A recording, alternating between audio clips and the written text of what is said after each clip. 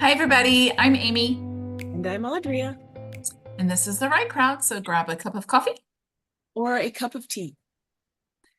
maybe a little something on the rocks, and let's get started. Yay! Yay! All right. Well, today is a bonus video. We're not talking about a writing book, writing craft book that we've reviewed. We're talking about other writerly things. So today we are talking about getting a critique and giving a critique. So all things, or as much as we know about them, critique. The good, the bad, the do's, the don'ts, the all the things. All the things. Yeah. Amy, have you participated in any critique groups today? That I can recall two. Okay. Okay. And the caveat to that is that whenever you do an NYC Midnight challenge, it's been a while since I've done one. I did one last week, but I haven't gotten the results back yet. So I don't know if they still do this, but they used to send you when everything was over, you'd get your story back, plus three of the people who judged it, what their thoughts were on it. The only other two that I participated in that were like legit critique. The first one was with Stop Writing Alone with Nicole. And then the second one was with the Florida Writers Association. During COVID, they did an online critique group where every week we would go off and we would write something new and then come back. Except it wasn't really a critique. It was more of a more positive than they didn't give a lot of suggestions on improvement. Oh, That interesting. kind of, yeah, it was very, no one really said, you might want to work on this or whatever. It was just, I mean, it was good in that you found out what was good about what you wrote, but I don't recall the group really nailing down things that needed to change. But it was also wasn't like works in progress that you were working on. You just came back the next week, and if you had written something that week, you could read it and everybody would give you their opinion. Okay, so it was a more positive um Yeah. reinforcement. And if you didn't have something nice to say, you didn't say anything. That's a very good thing to think about when you're doing critiques. Be nice. I think for this one, we're going to have a list of to-dos and to-don'ts for doing critiques or participating in critique groups. And before we move any further into that, let's talk about what a critique is. A critique is where you share your writing and someone else may share their writing, and you can either exchange critiques or you can do a critique where you pay for a critique from professional authors or from authors that are a little further along. Maybe they're judges in a competition like the NYC Midnight. So you can pay for a critique of your work. I did a critique through Killer Nashville. So I entered my book in their beginning writer competition. And Weren't you a finalist in that thing? did become a Okay. finalist. Okay. Just wanted to point that out. Okay, go ahead. It was a Claymore finalist. And you can choose to get a critique with your when you enter the competition or not. You pay additional money for that because it takes more time. So it was great. I had a professional editor who reviewed mine and sent me back a really nice critique of the book and some suggestions for improvement and things about characterization. And so that's what a critique is. You're getting a review basically of your writing and things to improve upon, things that are working, things that maybe you're doing great on, and how the story is working as a whole. There are all kinds of different critiques that you can get back or you can participate in. I'm currently in two critique groups that are mystery oriented, and one's more informal. I went to a cozy mystery class, and the person who organized that class organized a critique circle where she collected all the names of everybody who wanted to have a critique partner or be in a critique group. And then she tried to put them, and she also collected other information about what level writing, are you published or not published? What type of mystery is it? A noir or cozy mystery. There are two different sides of the spectrum and others in between, thrillers, etc. And then she tried to pair the people together at the same level or the same type of mystery. So that one I'm in. And then the other one that I'm in is through a website, and we'll link to some of these websites we're going to talk about, is called Inked Voices. And it's a mystery group, and we share a chapter or two a week, and we read each other's chapters. And then I like it because it has track changes in there. So you can say, oh, this line really worked. I have a question about this one. The character's name changed from this chapter to the last chapter we read. Maybe you want to look at that. Pick one. I do that all the time. I decide on a new name partway through a book, but I've learned to just make a list of names. At the end of the book, I'm going to change all the names. But anyway, so that's a little bit about doing a critique, or what a critique is. All different levels, different types of genres, etc. Cool. I told Audrea I wasn't going to have a lot to contribute to this video because I've not participated in this is why I haven't done a lot of critique. Some of the people that I have been in critique groups with, no matter how well you wrote something, they weren't going to find anything good with it. And they were always, everything was always something that you needed to fix because this is how they did it.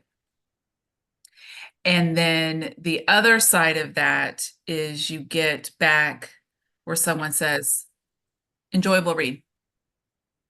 And that's it. Nothing else. So I'm not, I probably need to. However, I'm just not that person. It's okay. It's okay. So, and I was telling Audrea, I wouldn't do this because I'm a nice person. But I would, on really bad ones, I think that's the other thing is I'm scared I'll get like a really bad one. And my response, I would want to be like, well, I can't get that 20 minutes back. What do you say when it's like horrible? Great name for your main character. I liked it. I mean, because everyone can write. Some people probably should leave it to themselves though.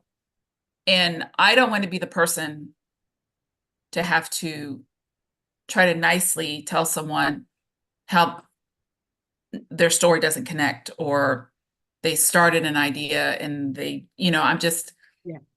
I'm a nice person, even though my first initial thought are not nice responses. Methinks thou doth protest too much. No, you are a very nice person. And sometimes, I mean, that's a good point you make about the time you cannot get back.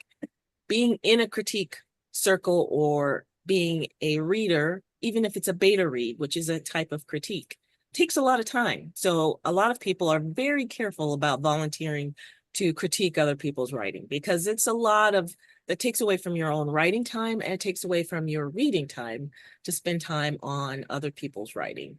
But it's also, it's a gift you give other people, basically. And if it's not enjoyable, then all I do is think about all the other things I need to be doing. It can be painful. Sometimes it can be painful. Yeah. I've looked out, which is another thing I want to point out. All right. So when are you ready for a critique? That's up to you. You don't have to ever get your writing critiqued. You also don't have to ever publish it. So I will say personally, when was I ready to critique? It took me a while to get to the point where I had taken enough classes and I could read my own writing without cringing, because that didn't make any sense. Wow, I wrote that?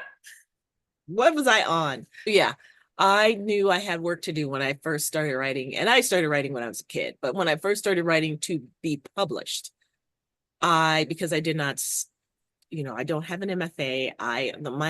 What I brought to my writing was lots of reading and a desire to be a published author. So for me, there was work to do. So I had to get my own writing to a point where I thought I was comfortable sharing with other people. And then I knew I needed someone outside of myself to give me some feedback. And that's one of the reasons you do critiques, is to get feedback. Is this story writing? Are the character writing? Is this story believable? Does this story work? Is the plot believable? Is the character's motivation good? Are the characters believable? Would you believe this person would fall in love with that person or do these things? I had really early on in my story, I had something that the character did, and everybody that read it said, well, why wouldn't she just call the police? And I'm like, she's not just, you don't just call the police. What are you? And then it took me a while to realize that people come to stories with different backgrounds. So I was writing it from a background of, you do not just call the police unless you are sure you're not going to be implicated in the crime. You need to be in another state and then call anonymously before you call the police to a crime scene. So that was a different perspective, but I learned I had to build that perspective into the characters so that they would believe that the average person, my character, would not call the police for these reasons in her background.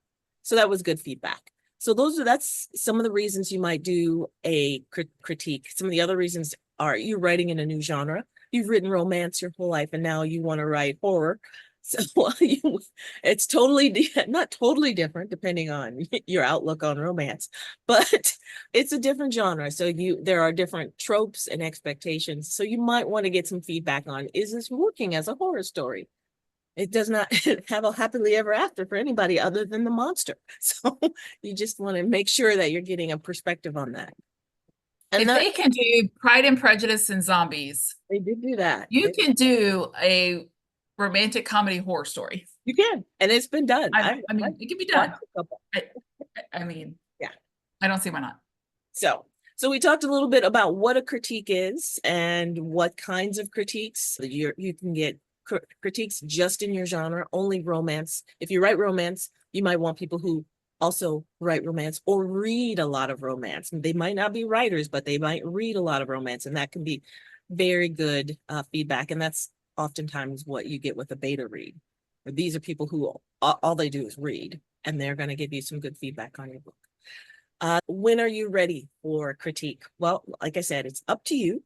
But when you do decide you want to do a critique, you want to think about what you want back out of that critique. Are you just looking for plot help or information about the genre? Have you hit the right notes in that? So you just want to set an expectation for what you want back. If you're a very beginning writer, you might just want, is this story working? Is this actually a story? Because oftentimes many people have an idea, but that idea is not a story. It's just an idea. And there's a lot of things that have to go into making an idea into a story. So it depends on what level writer you are and what level kind of critique you want.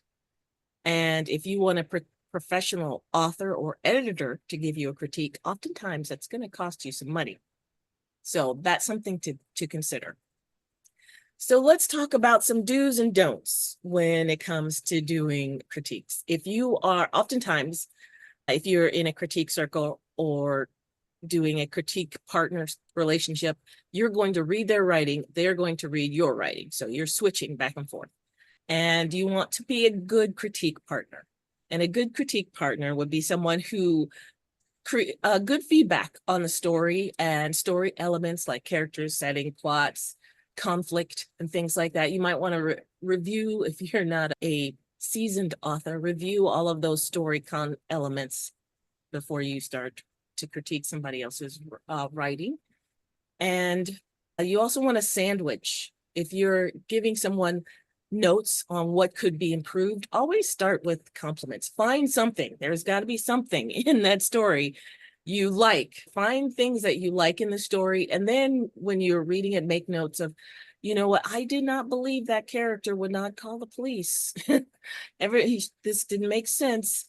Or this guy would not fall in love with this person. You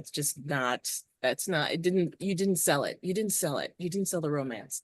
It's called this, when you're doing it in a professional setting at work, it's called the sandwich technique or the cookie technique. You want to put a good thing and then something you need to work on, and then you close that sandwich with something else that's good. And that's a good way to do a critique as well. So to be a good critique partner, you want to be timely. You're going to set time for the exchange of your material. It's going to be a week, 2 weeks, a month, or something like that. You want to make sure you are spending the time and reading the writing and taking notes, and be prepared to give a good feedback when it's time to turn it back over. And sometimes you can do a critique via Zoom, or you can do it just exchange via email. with track changes in Google or Word or something like that. Some other things you want to do is you might want to have questions for your reader. Please tell me if the world that I built for these trolls, if the magic system makes sense to you or something like that. Or does this character motivation to quit her job and move to the moon make sense?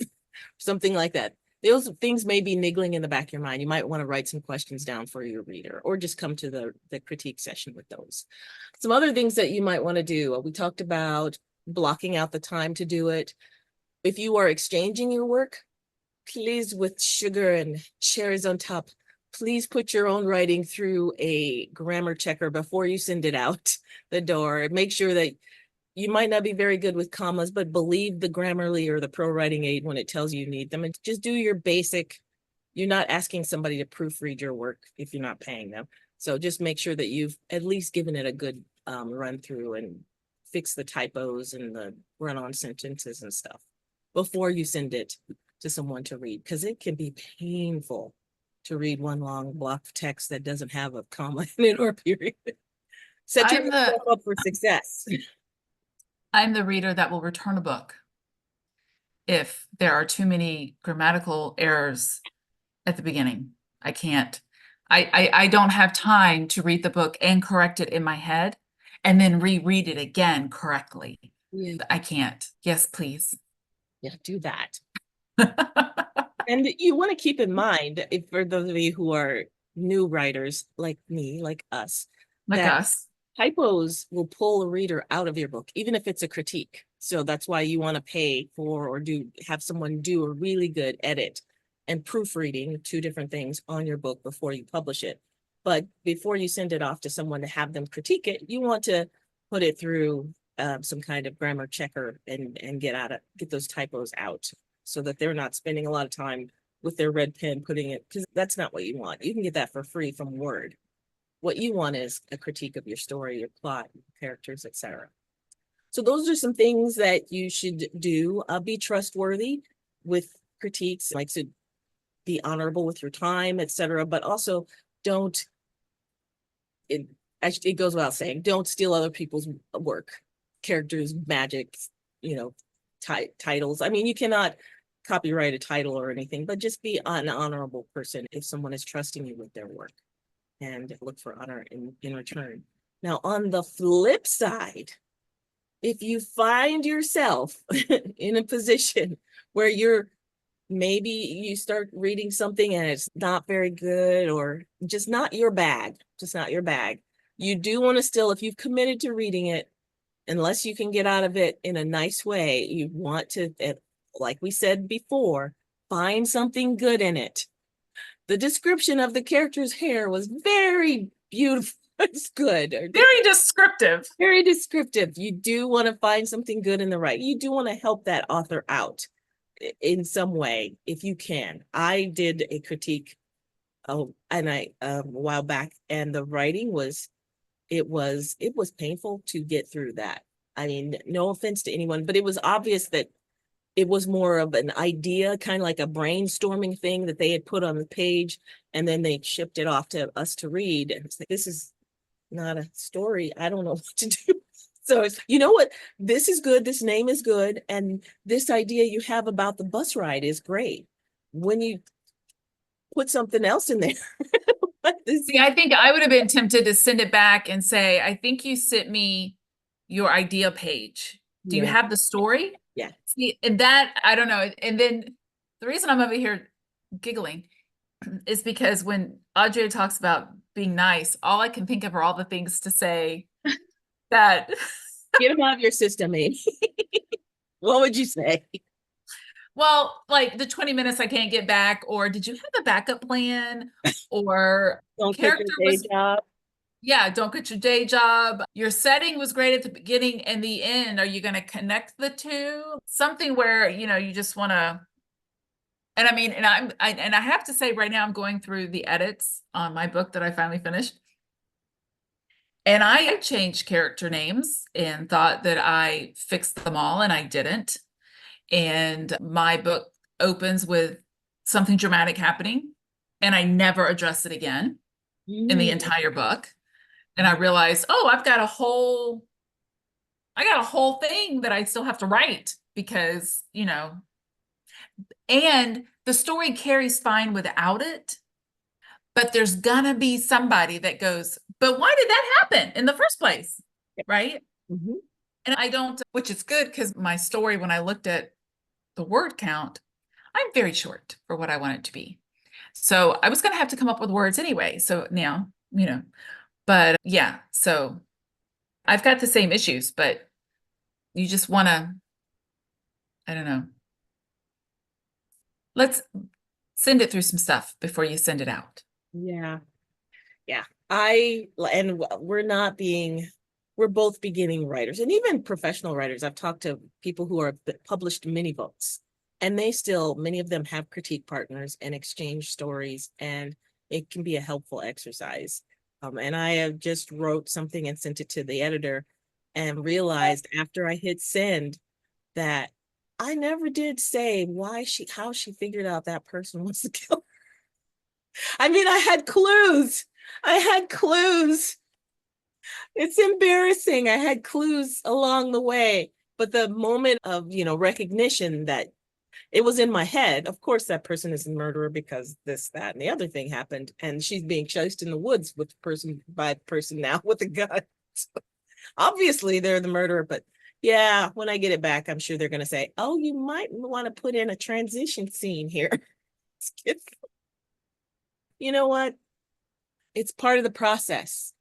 And I sent it off for a developmental edit, not a ready to publish edit. So there's a difference in all those types of edits as well. All right, so let's talk about, we've talked about some of the don'ts. Don't be mean.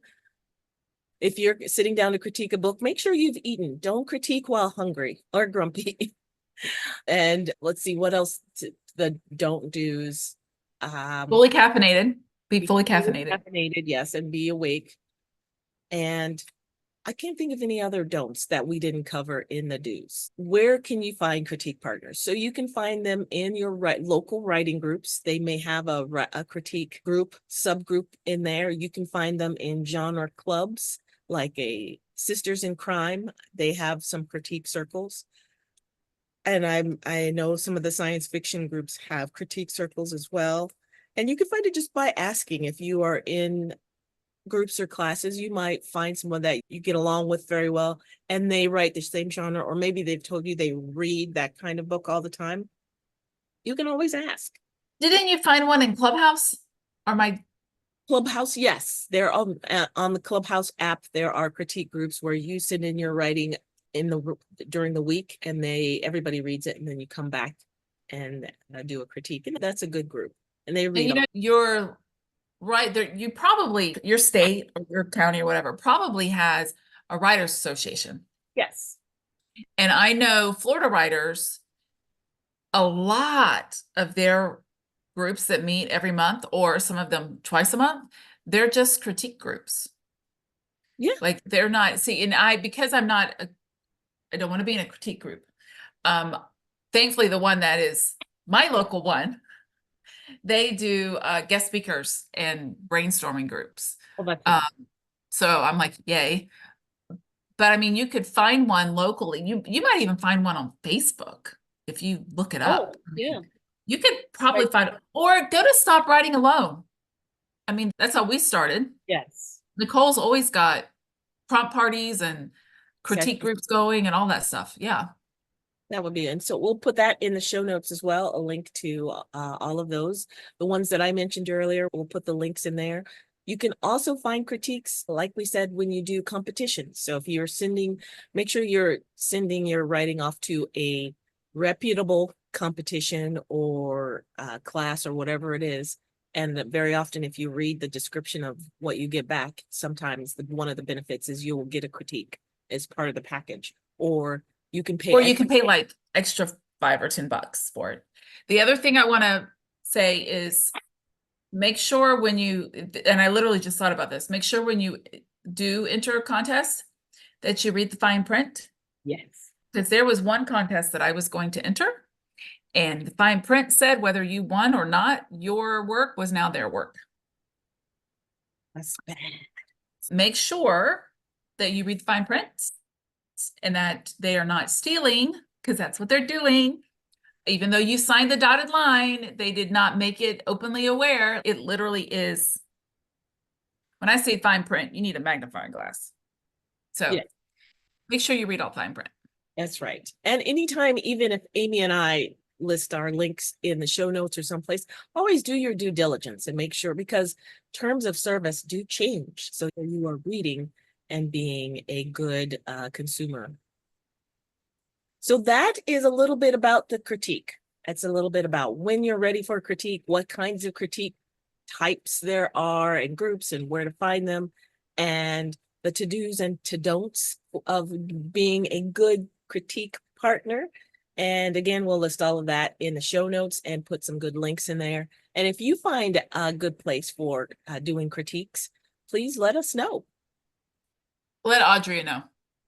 we will put it in our notes. Also, you can always come out to our YouTube channel. We have a community page there now. Always subscribe. And if you do subscribe to our newsletter, which, surprise, we've got a newsletter now. You can communicate ideas in there and suggest books for us, writing craft books for us to read and do all kinds, and hear some of the background on things that we're up to. So that's it for us for this episode. Anything else, Amy? I don't think so. Great. Bye. Toodles.